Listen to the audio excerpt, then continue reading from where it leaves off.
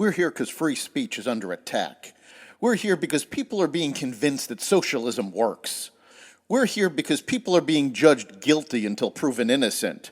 We are fighting back with facts. This is not a safe zone, so buckle up, Buttercup. This is the raw, naked truth.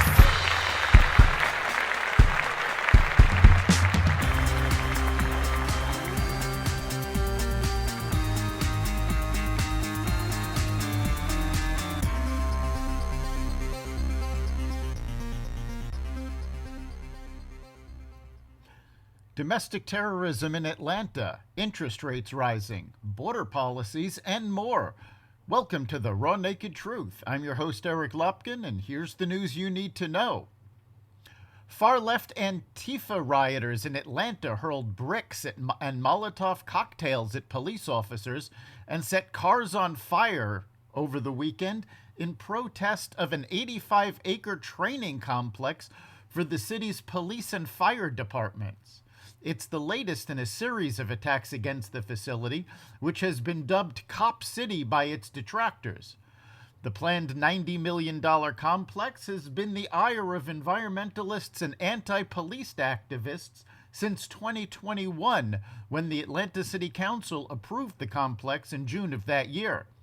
The facility is primarily being funded by donations to the nonprofit Atlanta Police Foundation and will include an amphitheater, classrooms, and training areas for police to carry out simulated crime situations such as shootouts. More than 20 people from around the country face domestic terrorism charges after dozens of them in black masks attacked the police at the site of the training center. Federal Reserve Chairman Jerome Powell cautioned that interest rates are likely to head higher than central bank policymakers had expected, citing data earlier this year showing that inflation had reversed the deceleration it showed in late 2022. The central bank leader warned of tighter monetary policy ahead.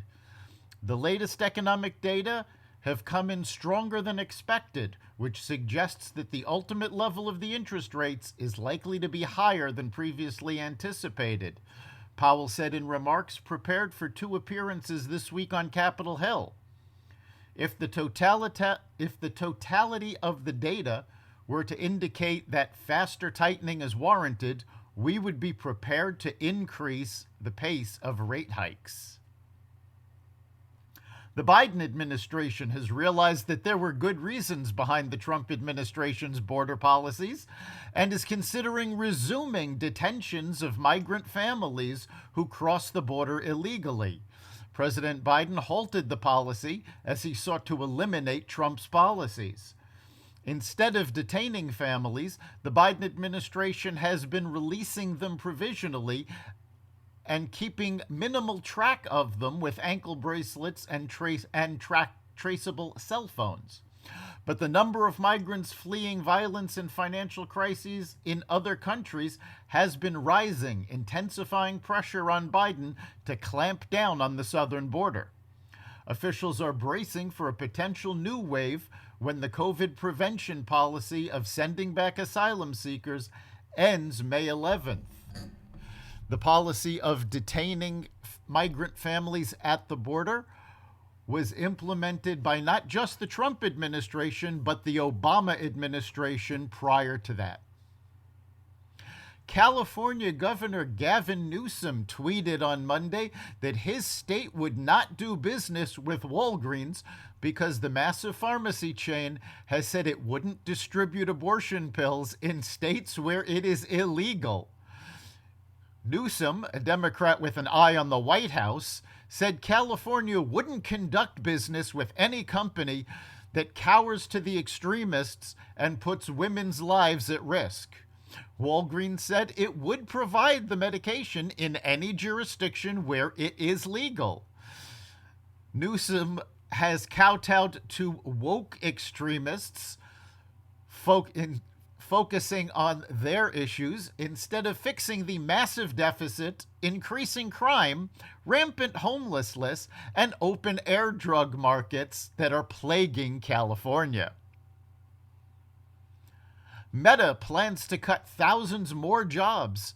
As soon as this week, in its second round of layoffs, Bloomberg reported late Monday, citing people familiar with the matter.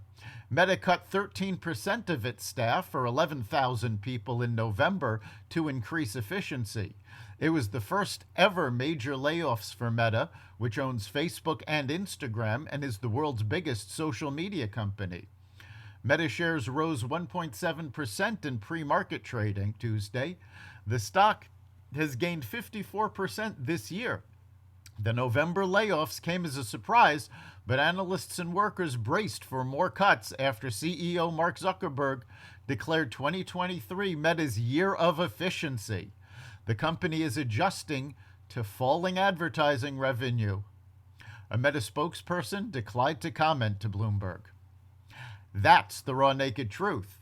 You can catch every episode of The Raw Naked Truth at xvadio.com/podcasts, the Apple Podcasts app, Google Podcasts, Spotify, iHeartRadio, Stitcher, Amazon Music, Audible, and other platforms that respect freedom of speech.